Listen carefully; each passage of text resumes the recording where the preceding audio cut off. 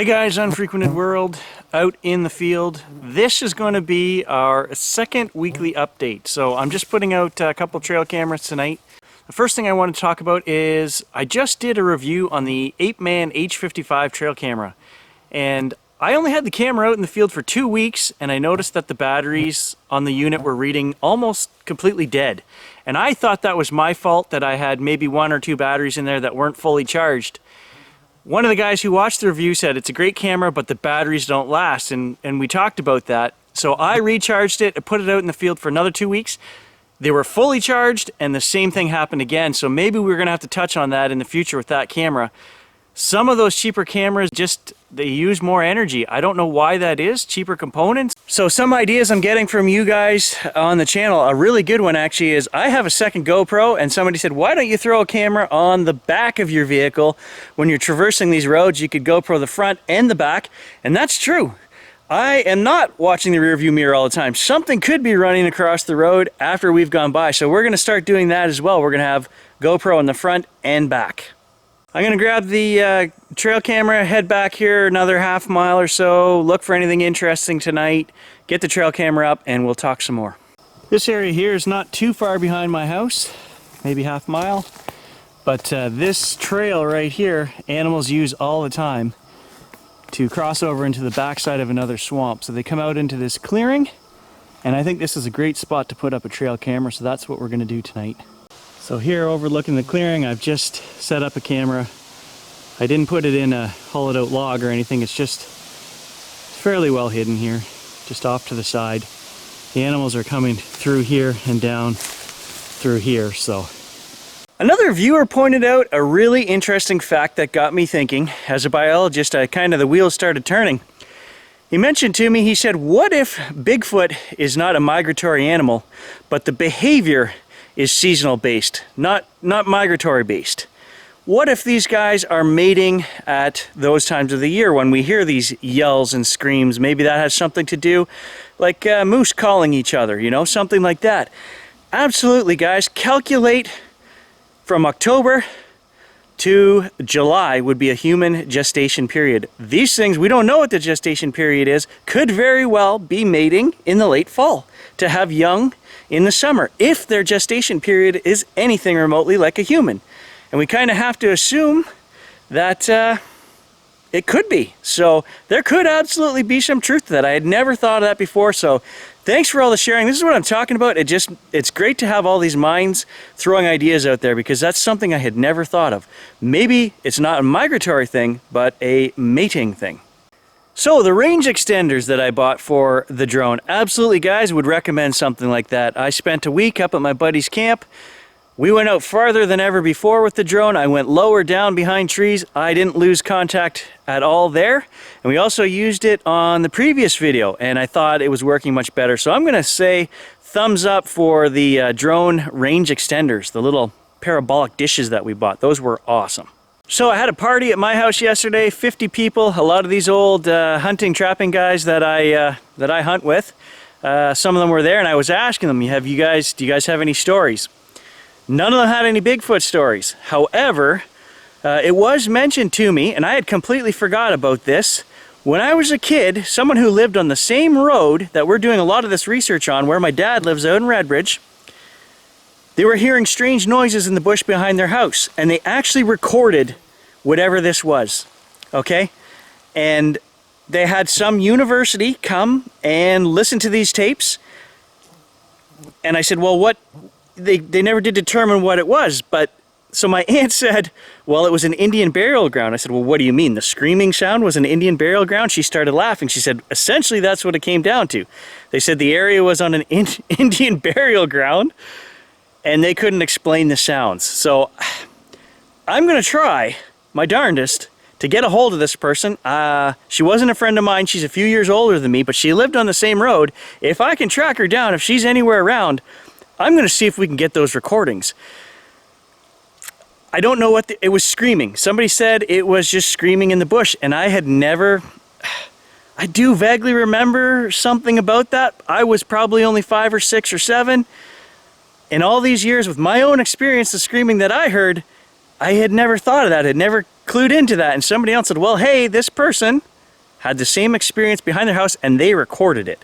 I'm going to see if we can get those recordings. No promises, because I don't know where this person lives. It could be in another country, but we're going to try. The point of where I'm going with that is we are in the right spot. So not, 35 kilometers from where we're driving around in the four-wheeler checking these things. I had my experience, and then this other person had one even closer to home, within 3 miles of my dad's place. So we are in the right area for these strange things that are happening.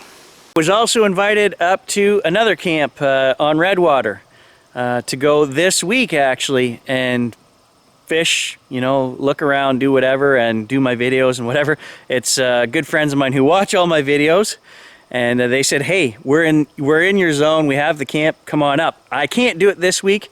It's now on the list of another place we're going to hit for sure. So people are contacting me, giving me good ideas. I saw another person from Temiskaming said, hey, he knows he thinks there's a spot where there's some stuff going on. I'm trying to get a hold of him to see, can we set up something? Can we go out in the field together? So I'm working on that as well. I think this comes down to finding new active sites right now. We're going off reports that I'm reading online that are, 10, 15, 20 years old. That's a great place to start because we know there's been things there in the past, which means there's probably things there right now. But if we could get some new sighting reports and incidents and footprints or whatever from, the last year, that would be even better. I also keep getting requests for guys saying, put your trail cameras up really high in the trees. Now you got to remember, guys, that these trail cameras only have, especially the no-glow, 65 foot or less zones that read. When something breaks that zone, it starts recording. So if you go 20 feet up in a tree, remember your basic geometry. I can't even think of the triangle with the long edge, but we've only got, so if we go up 20 feet, you only got 65 feet on that angle. So that means you might be only 35 feet out from the tree. Not very far, especially if you're trying to overlook a field or something like that. So that's why I don't put them up too high. But we could put some on a trail. I understand what you guys are saying. Put them straight on a trail looking down. We could do that. I don't know what we would get, and it would be hard to set them up that way, but you know what? That's a challenge. Challenge accepted. We will try something different this week. So this week I watched, and I love Thinker Thunker, don't get me wrong. I watched his latest video where he did his own recording. Him and his wife went hiking up in the mountains, and they found this tree that had scratch marks on it. I don't know the name of the video, but it's on Thinker Thunker's channel. Check it out. And the whole time I'm watching, I'm screaming at the TV going, it's a porcupine! And he's going on about bears, and no, guys, I'm 95% sure what he shows in that video is porcupine damage. And if I find it here, we do have them here. They're crossing through my yard all the time. They actually were mating in the neighbor's backyard, and they make a cry which I had never heard before. We recorded that last year. I can't find the recording. Sounded like a bear cub, and we were having a big fire in the backyard, so we went over with the camcorder to investigate. Don't ask me why, because I was pretty sure it was a bear, and it was a porcupine up in a tree calling. It was mating season for the porcupine. So, and what he's showing on that video, Thinker Thunker, is exactly what I can show you guys in the swamp if we find the right trees back here. Claw marks from where they're climbing up, and they eat the bark right off the trees, and they cause, take big pieces off. Pretty sure that's what it was. Oh. And this is pretty cool. This isn't Bigfoot related, but at my party yesterday, my friend says, can I bring an extra kid? We said sure, and everyone's welcome to the party. So he brings this kid. I don't know who the kid was. He was maybe 8 or 9. And he was off running around with a dozen other kids at the party. And I guess there was some hubbub going on the side there. We weren't paying attention. And I found out this morning the kid burst into tears crying. Whew, that was spooky, because I'm going to tell you a spooky story. All the trees just clacked above my head there. The kid burst into tears crying, and he was pointing over just beside my house into the bush saying, there's a guy hanging in the trees. And so the other kids were like, what are you talking about? No, that's not real. You're being silly. And he just burst into tears. No, it's real. And he caused this huge scene. I don't know what that was about. It was strange, man. Strange. And as we're walking along here, just one more example. One going in each direction. 2 more bendovers. We'll look at the base of those. They got a pretty good warp to them. Again, that's just probably snow load, sticks laying on top of them. They're all over in this forest. I do see these videos online that do have some impelling stuff there, but we don't know what made that, what did that. It could be Boy Scouts on some of these trails making little camping structures and things. So I mean, I'm looking for that in the remote places, which leads me to the next thing. I've had 2 or 3 comments that say, you're not going far enough off the trails. Now I have to get there by using the trails. We then put up the drone and we go miles off the end of these trails where there are no trails. I'm out in the boat on these lakes where there are no trails on some of the ends of these lakes. And I'm GoProing and filming the shoreline, zooming into far bays with the camcorder. I'm just not putting all that in the videos because there's nothing there to show you. If I saw anything compelling, anything moving, you know, we would discuss it. We would put it up there and have you guys look. But I'm definitely getting out there, and I am going farther than most people that I see. I'm actually showing you guys on Google Maps where I'm going. Anyone who wants to go to these areas can go and see how remote they are. A lot of these channels don't say where they are. It's a secret spot. It's a, I don't know, but it's full disclosure here. You guys know where I'm going and where I've been. And speaking of where I'm going, we are going to do 2 trips coming up here, down a couple of rivers, trout fishing. So the end of the season for trout is in September. The weather's colder, the trout will be coming up. You'll catch bigger trout. My brothers want to go for a couple trips. We're going to hike down the rivers, camp in the middle of nowhere, no trails, and hike out the next day. It's kind of like we pick a spot where we can drop a vehicle off at each end, and maybe there's 10 or 12 miles in between that we're going to hike over a couple of days. We'll check those river banks, we'll check sand traps along the way, mud holes, everything. We'll film, we'll go. So I've got 2 of those trips planned. We also have to get back up to Temiskaming and get the other trail cameras up there. I want to make sure they've been out for a month before we get them, but that's coming up as well. And that's the foreseeable plan where we're going. So right here in front of me, we've got a great big stick that is arched away over.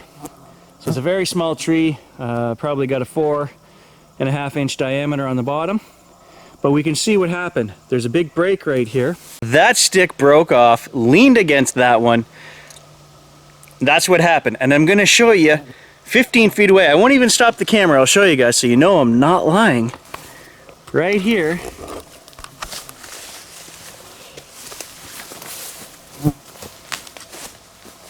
Right here is the same thing happening again. So this one has broken, and we've actually got 2 leanovers that are going to be created from this.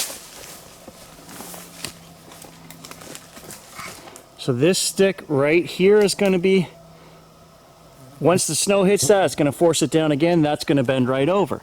Then we've got this one right in front of us. Again, that's going to be forced right over. And you can see up there that they're all tangled together. So once the snow load gets on here, it's going to push those down. And this one, it's been like this for a while, because this one, look at, it's already starting to grow in that direction. So this is a very common thing to have these big bendovers like that.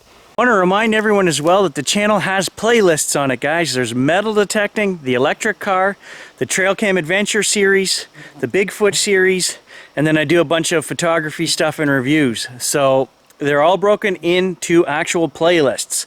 I keep getting comments saying you need to tell your story, but guys are jumping in on episode 15, 16 here.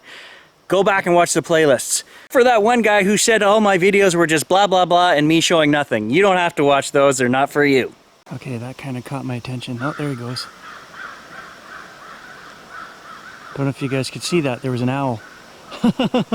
Did that freak me out? Because I'm standing close to that area where the kid was pointing in the bush saying, there's a guy hanging in the trees. And I'm like, I'm just gonna record this and see what's here. And then out of the corner of my eye, I seen this something moving really fast. I hope we got a shot of it there on the camera. I don't know, but kind of did scare me for a second. Some of you might say, why is that? Well, if you've never seen an owl hunting in the forest, you don't hear anything. So I just saw this thing arching by me there, silently, very quickly, didn't know what it was until it put its wings out to land on a tree over there. So it kind of did freak me out, I'll be honest. And lastly, I'm just going to say I am not going to change my mindset, guys. I'm getting some complaints saying I have not knocked any researchers, so I'm not saying anything bad about any other channels. I watch all the other channels, except a couple of them that are just so ridiculous out there that I can't. Common sense rules for me. And I'm always going to try to find a rational explanation, and I'm not going to apologize for that or make amends or change anything. You know, watch the channel for what it is, guys. Beautiful droning, photography, whatever. If that's all you want to get out of it, you know, I'm not going to hand you guys a fake Bigfoot. So these answers are for myself as much as you guys, and I'm going to stay true to this guy. So I'll catch you guys out on the next adventure.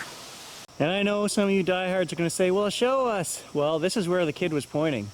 Somewhere right in here.